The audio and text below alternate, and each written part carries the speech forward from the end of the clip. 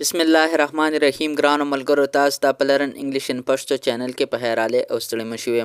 ملګرو، ما کوشش کوم چې ستاسو دپاره ویډیو راوړم، هو په دې کې لږه موده ووتله، نو انشاءالله نن مې ستاسو دپاره پارټس اف فیس راوړي، یعنی د انسان په مخ کې چې مطلب څومره ځایونه دي د هغې ټولې نومونه به زه تاسو ته زده کوم.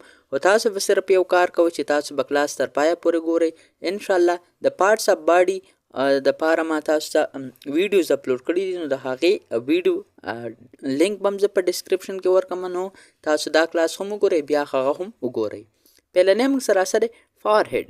فارهیډ څه ته ویلی شي؟ دا د انسان تندي ته ویلی شي، یعنې د انسان چې کوم تندی دی ته موږ ویل شو فارهیډ.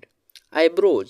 آیبروز چې کوم د انسان د سترګې نه بره دا وریځې چې کومې دي ته موږ ویلی شو آیبروز. آیز. آیز چې کومه د اسان ټکی دی دې ته موږ څه ویلی شو؟ سترګې. یعنې آی چې کومه د یو سترګې ته وایي آیز، بیا جمع شي نو هغه موږ دوو سترګو ته ویلی شو. آیرس. آیرس څه ته ویلی شي؟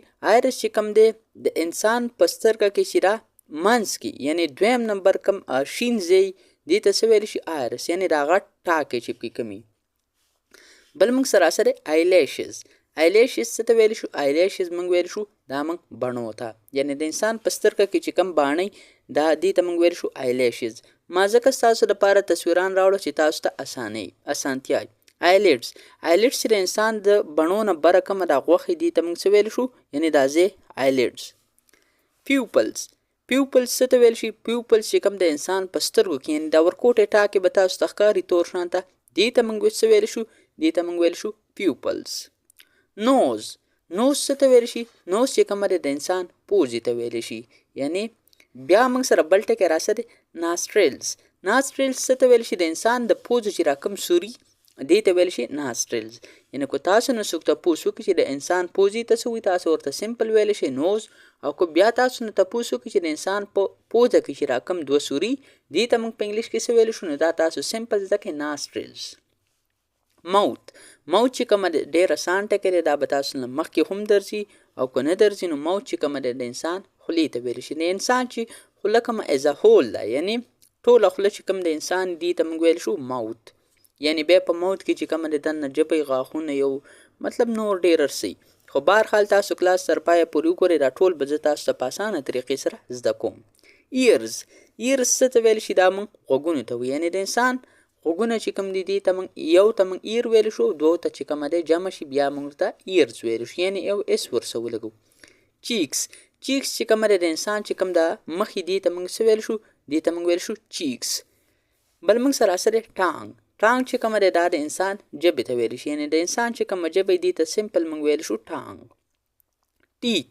ټیت چې کومه دی دا موږ غاښونو ته وایي، یعنې ټیت چې کومه دی دا موږ غاښ ته وایي، او ټوت چې کومه دی دا موږ د ټیت جمع ده، نو دې ته موږ څه ویلی شو؟ غاښونه په پښتو کې. لپس. لپس چې کومه دی د انسان شونډو ته ویلی شي، یعنې د انسان چې کوم شونډې دي ته موږ په انګلیش کې سمپل ویلی شو لپس. بل موږ سره سره چین، یعنې دا ډېر مهم ټکی دی، دا تاسو خامخا زده کوئ. تاسو خپل کور ماشومانو سره هم دا ویډیو شریکوئ، نو بیا به هغو ته هم هېڅ قسمه مسله نه وي. چین چې کومه دی دا موږ د انسان زنې ته ویلی شو، یعنې د انسان چې را کومه زنې د خولې نه لاندې، یعنې دې ته څه ویلی شي؟ چین. یعنې ما ورته تصویران هم راوړي، تاسو به د تصویران نه هم پیژنئ، او بیا ورته ما دا سور غشې هم وروستئ، نو دغه غشې چې ما په کوم ځای ودرولې دې ته موږ بس چین ویلی شو، یعنې دا اوس مطلب ما وروستئ، نو دې ته موږ ویلی شو چین. جا. جا او چیکس کې فرق څه دی؟ جا چې کومه دی د انسان غمبوري ته وایي، یعنې را بره غمبوري چې کوم وي که نه دې ته موږ څه ویل شو؟ دې ته موږ ویل شو جا. او بل موږ سره سره بیرډ. بیرډ څه ته ویل شي؟ ګیرې ته ویلی شي. ماسټیچز. ماسټیچز څه ته ویل شي؟ دا موږ ویلی شو دا موږ برید ته ویلی شو، یعنې انسان چې کوم برید پرېښي دې ته تاسو په انګلیش کې سمپل ویلی شئ ماسټیچز. بل موږ سره سره ایرلوب.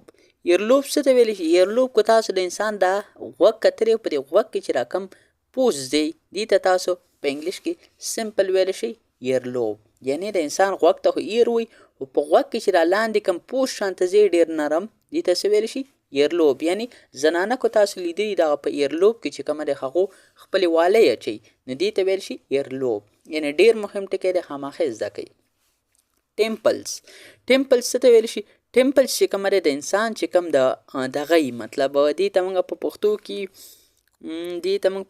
کې څه ویلی شو بهرحال دا تاسو ماته په کمنټ کې ووایي.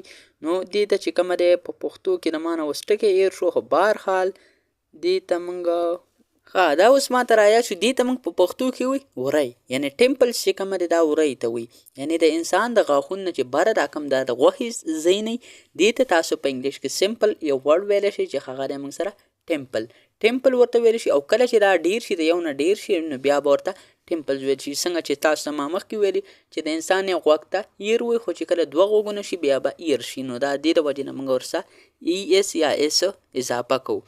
ملګرو دا و زمونږ نننی کلاس. انشاءالله د سیسیس او د پیمیس چې کوم کورس موږ شروع کړی، کو په هغې کې هم چاته د څه ټاپک ضرورت وي نو ما ته په کمنټ سیکشن کې خامخا کمنټ کوئ. نو انشاءالله موږ به تاسو له په هغې باندې یو تفصیلي ویډیو جوړو او تاسو ته به مکمل معلومات فراهم کوو. ملګرو نننی کلاس زمونږ پای ته ورسېدو. ما په خپلو دواګانو کې یاد ساتئ او د خپل ځان هم ډیر یاد ساتئ. انشاءالله تاسو سره به په یو بل نوي کلاس کې ملاقات کیږي. چېرته چې هم اوسئ خوشحاله، اباد، بریالي، ژوندي او کړندي اوسئ. د الله په امان.